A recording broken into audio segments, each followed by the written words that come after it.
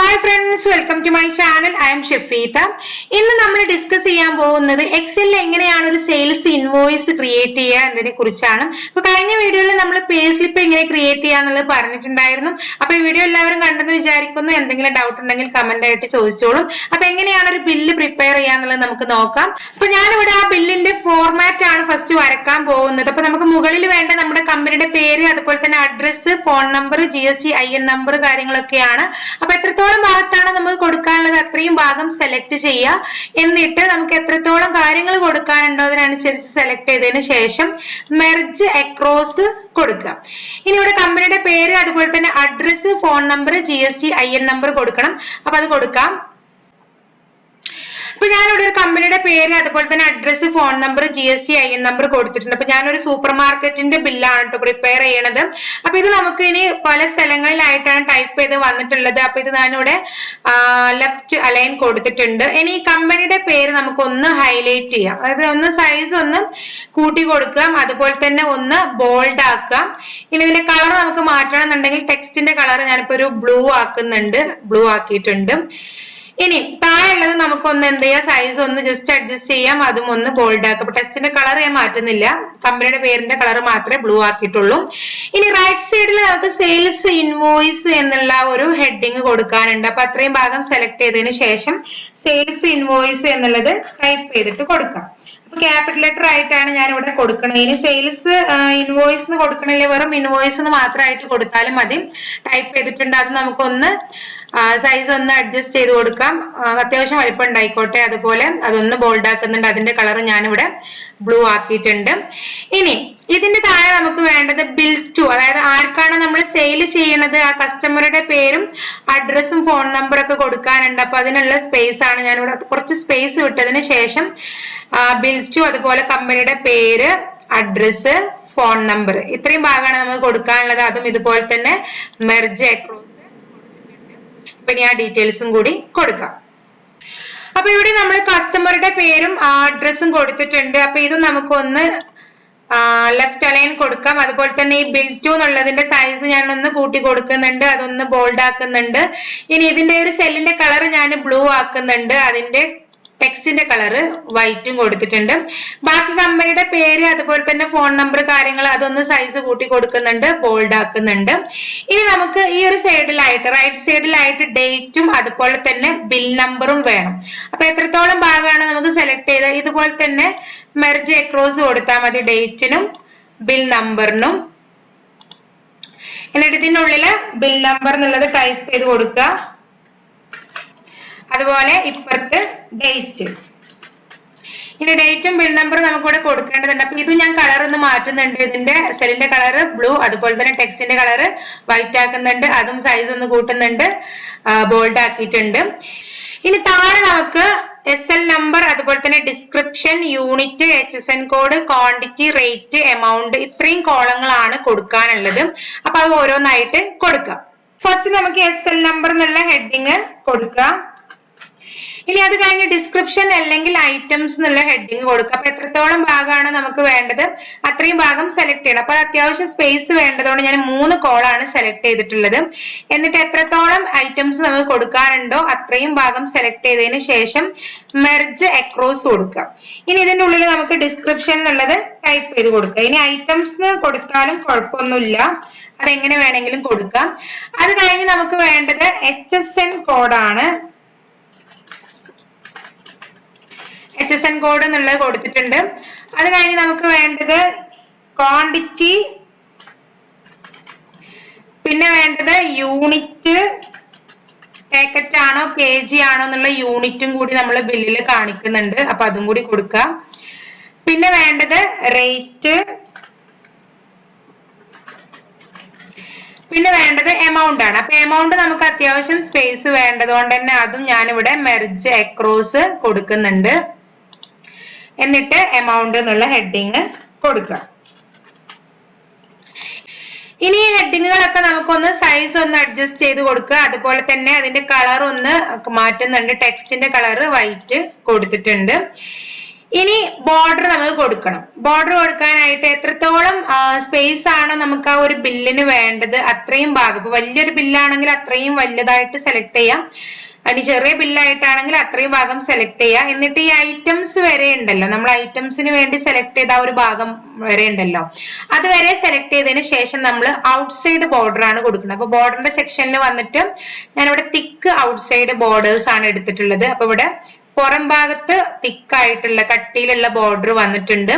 ഇനി അതുപോലെ തന്നെ ഈ ഐറ്റംസ് എന്നുള്ള ഈ ഒരു ബോക്സ് ഉണ്ടല്ലോ, ഈ ഒരു സെക്ഷൻ, ഇതിനുള്ളിൽ നമുക്ക് ഫുൾ ആയിട്ട് ബോർഡർ വരണം.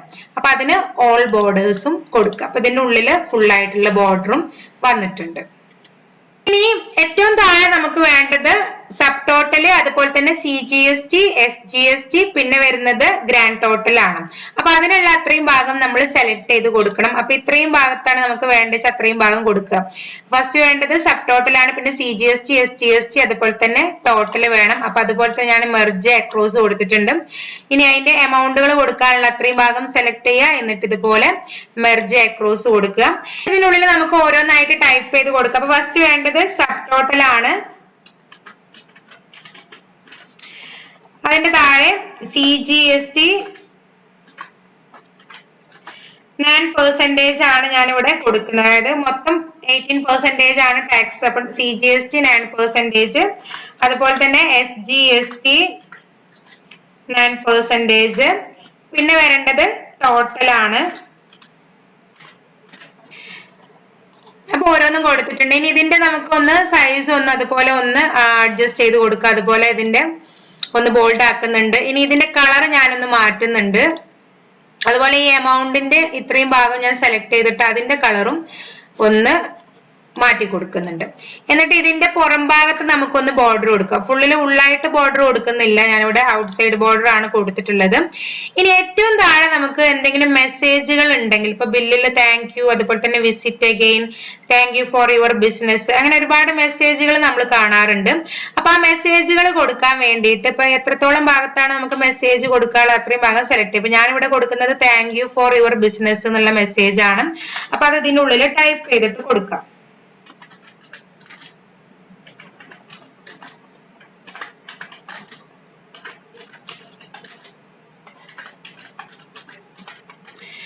മെസ്സേജ് ടൈപ്പ് ചെയ്തിട്ടുണ്ട്. അത് ഞാൻ സൈസ് ഒന്ന് കൂട്ടി കൊടുക്കുന്നുണ്ട്. അതുപോലെ തന്നെ അതൊന്ന് ബോൾഡ് ആക്കുന്നുണ്ട്. ഇനി അതിന്റെ താഴെ റൈറ്റ് സൈഡിലായിട്ട് നമ്മൾ സിഗ്നേച്ചർ എന്നൊക്കെ കാണാറുണ്ട് ബില്ലില്. അപ്പൊ സിഗ്നേച്ചർ എത്രത്തോളം ഭാഗത്താണ് കൊടുക്കാൻ അത്രയും ഭാഗം സെലക്ട് ചെയ്യുക. സിഗ്നേച്ചറിന്റെ മുന്നിലായിട്ട് നമ്മളൊരു ലൈനും കാണാറുണ്ട്, സൈൻ ചെയ്യാനുള്ള ഒരു ലൈന്. അപ്പൊ ആ ലൈന് കൊടുക്കാൻ വേണ്ടിയിട്ട് എത്രത്തോളം ഭാഗത്താണ് നമുക്ക് ലൈന് കൊടുക്കേണ്ടത് അത്രയും ഭാഗം സെലക്ട് ചെയ്തതിനു ശേഷം നമ്മുടെ കീബോർഡിൽ ഷിഫ്റ്റ് കൊടുത്തിട്ട് നമ്മുടെ മൈനസിന്റെ സിമ്പിൾ ഉണ്ടല്ലോ അത് കൊടുത്തു കഴിഞ്ഞാൽ ഇതുപോലെ നമുക്ക് ലൈന് കിട്ടും. എന്നിട്ട് ഇതിന്റെ താഴെ നമ്മൾ മെർജ് ആൻഡ് സെന്റർ കൊടുത്തതിന് ശേഷം സിഗ്നേച്ചർ എന്നുള്ളത് ടൈപ്പ് ചെയ്തിട്ട് കൊടുക്കുക.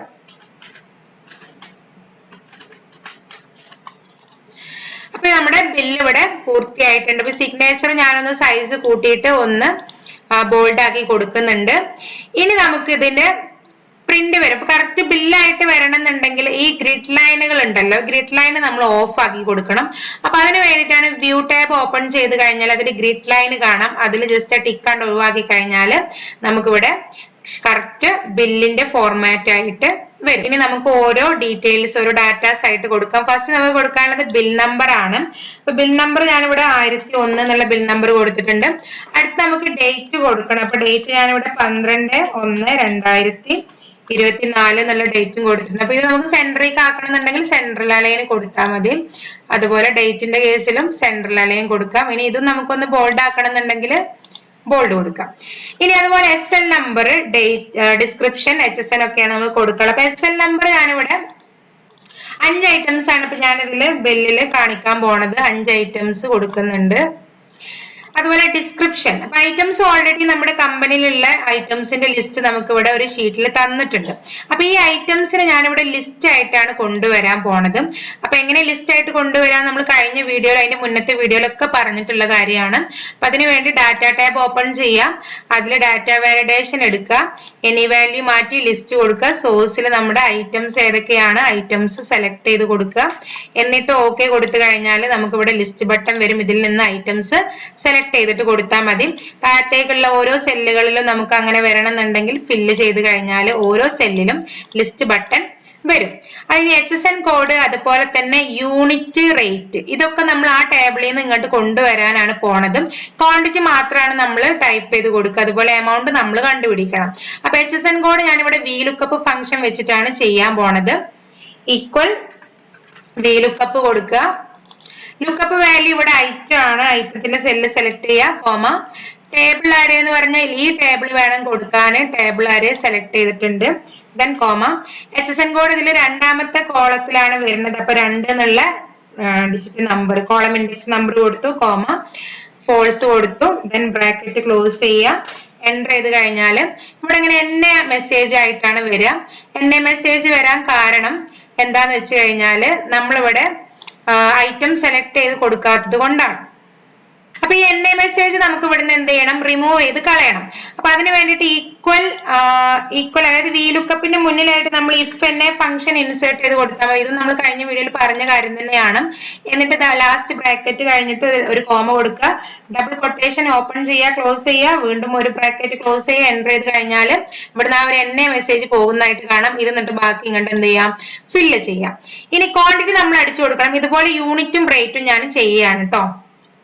ഇപ്പൊ നമ്മൾ ഓരോ ഐറ്റത്തിന്റെ HSN കോഡ് അതുപോലെ തന്നെ യൂണിറ്റ് റേറ്റ് ഒക്കെ VLOOKUP വെച്ചിട്ട് ചെയ്ത് വെച്ചിട്ടുണ്ട്. ഇനി നമുക്ക് കസ്റ്റമർ വാങ്ങുന്ന ഐറ്റംസിനനുസരിച്ച് സെലക്ട് ചെയ്ത് കൊടുക്കണം.